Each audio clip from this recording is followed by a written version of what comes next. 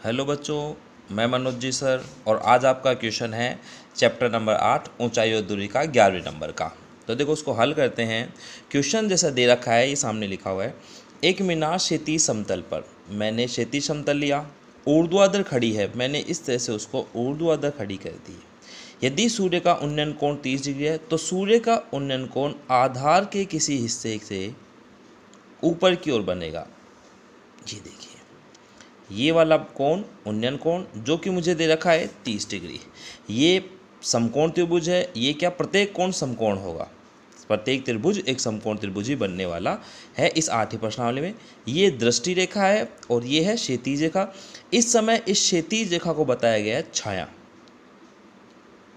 ये छाया इसने कह रखा है क्वेश्चन के अंदर, यदि सूर्य का उन्नयन कोण 30 डिग्री और मीनार की छाया की लंबाई, मीनार देखो सूर्य यहाँ होगा तो इसकी किरणें इधर आएगी। अब किरणें इधर आएगी तो छाया जो होगी वो इसी तरफ बनने वाली है और छाया इधर बनेगी इस तरह से। तो वो मुझे दे रखे है इस बार 45 मीटर। आगे पढ़ते हैं। तो मीनार की ऊंचाई, तो देखो मीनार की, ये है मीनार और मीनार की ऊंचाई मुझे ज्ञात करनी है। तो मीनार की ऊंचाई ज्ञात करनी है तो इसके लिए मैं मान लेता हूँ समकोण त्रिभुज ABC में, तो यहाँ है AB बराबर ABC, समकोण त्रिभुज A। तो AB बराबर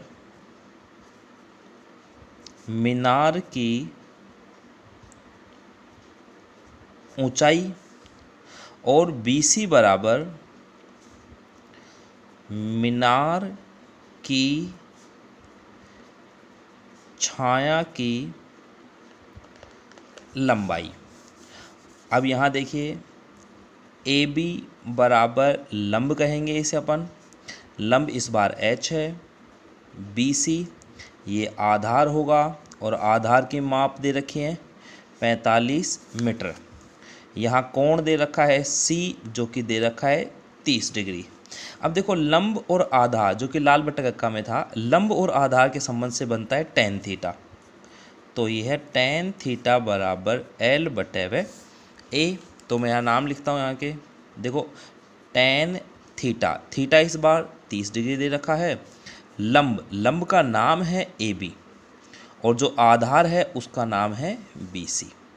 अब मैं इनकी वैल्यू लिखूँगा तो देखो tan 30 डिग्री बराबर होता है 1/√3।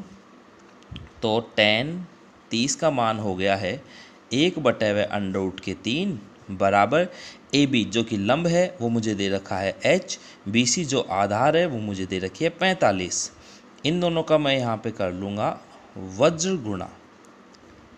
वज्र गुणा करते हैं तो H को √3 से किया तो √3H बराबर 45। देखो इस क्रिया में मैं करूँगा पक्षांतरण।